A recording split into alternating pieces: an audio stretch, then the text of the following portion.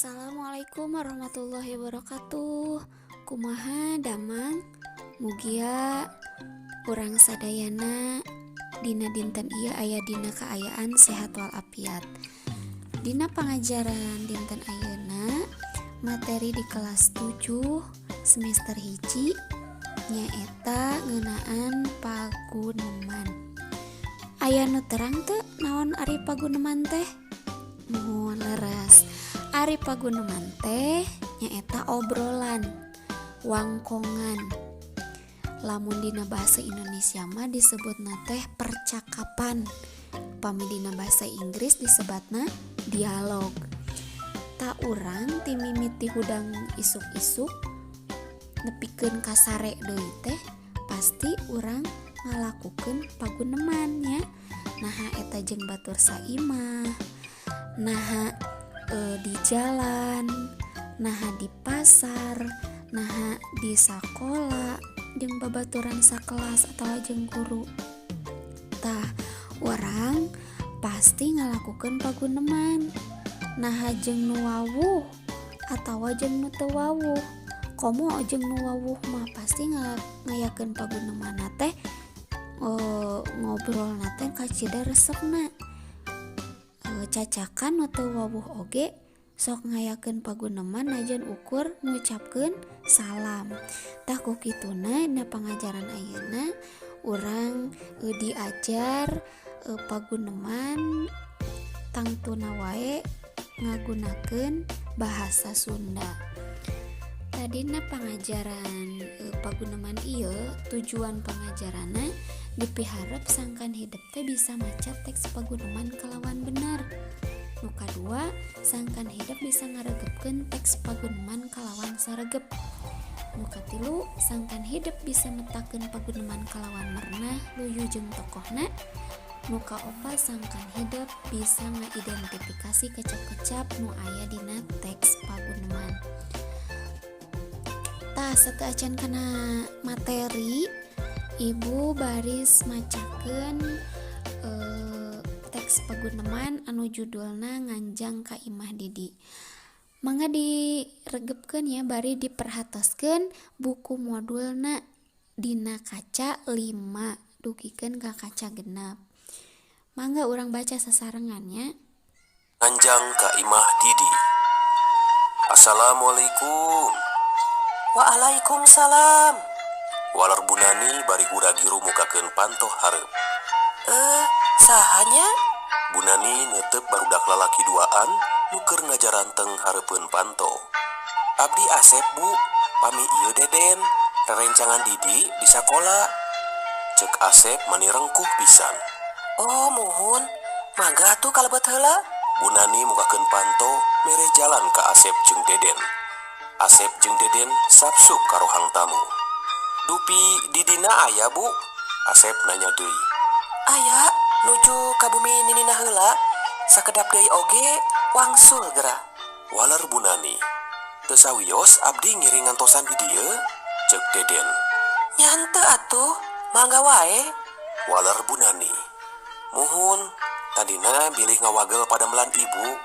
Cek Didi.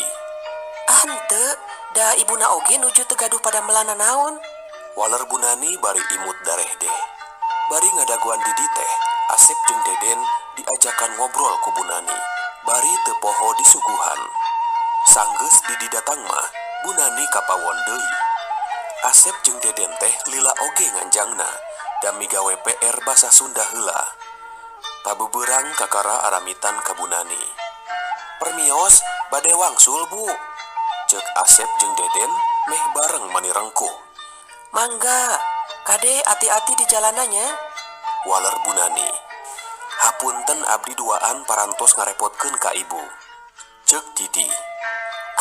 Teu repot teu naon, sae kitu upami pre sakola teh batan ulin tepugu, mending midamel pancen sakola.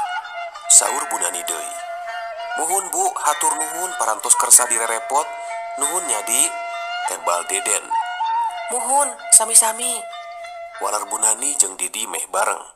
Bunani jeung Didi ngajajabkeun nu rek mulang, nepi ka lawang pager. Resep manis saropan kitu nya, Di. Saur ibuna, basa Asep jeung Deden geus jarauh. Nyamuhun atuh, dari sakola ge diajar tata krama, tembal didi jiga nu agul. Tah kedah kitu, diajar tata krama teh memang penting. Jalma anu nyaho kana tata krama sarta bari dipake dina kahirupan sapopoe bakal loba nu ngajenan.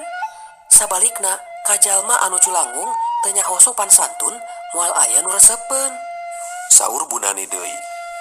Mung kirang-kirang nama sesah ngangge tata krama teh kantenan dina ngagunakeun basa lemes kanggo kasorangan sareng kanggo kabatur. Mane sok pabaliut raraosan teh. Ceuk Didi. Mata kudu dibiasakeun. Geura aritos biasa mah teu singna susah. Sing ingat, kapribadian atawa moral hiji jelema bakal kagambar tina nyarita jeung tingkah lakuna sapopoe. Nu mawi rupina kitu pisan. Pangna di sakola diajarkeun tata krama, kumargi penting teh panginten. Ceuk Didi deui. Nuhun, da jalma mah teu cukup ku pinter wungkul, tapi kudu dibarengan ku bener jeung moral anu hade. Ari pangajaran tata krama teh perlu pisan sangkan urang jadi jelema bener sarta miboga moral anu hade. Saur ibuna. Tah kitu pangintennya. Nembe tos dibaca ku urang ngeunaan maca paguneman. Mangga ayeuna di pidamel latihanana. Jawab pananya ieu dihandap sing jentre. Saha nu nganjang ka imah Didi teh? Didi teh keur ka mana waktu babaturanana datang ka imahna? Tuluy nu katilu, kalimah mana nu netelakeun yen Bunani teh can wawuh ka babaturan Didi? Nu kaopat, kumaha sikep Bunani waktu nyaho yen nu datang teh babaturan Didi? Teras nu kalima, naon sababna babaturan Didi nganjangna lila? Nu kagenep, kumaha pribadi babaturan Didi ceuk Bunani? Nu katujuh, terangkeun pentingna tata krama dina kahirupan sapopoe. Nu kadalapan, lebah mana make tata krama nu dianggap hese teh? Nu kasalapan, kumaha carana sangkan ngagunakeun tata krama teh henteu susah. Nu kasapuluh, jalma nu kumaha nu dianggap alus teh. Tah, ieu pananya ieu mangga diserat di buku. Teras eusian ku hidep dumasar kana jawaban nu aya dina paguneman tadi. Hasilna tiasa dipotokeun di share di grup bahasa Sunda nya. Saupamina aya patarosan tiasa ditaroskeun di grup.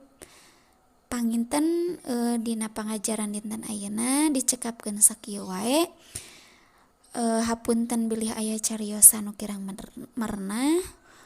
Wassalamualaikum warahmatullahi wabarakatuh.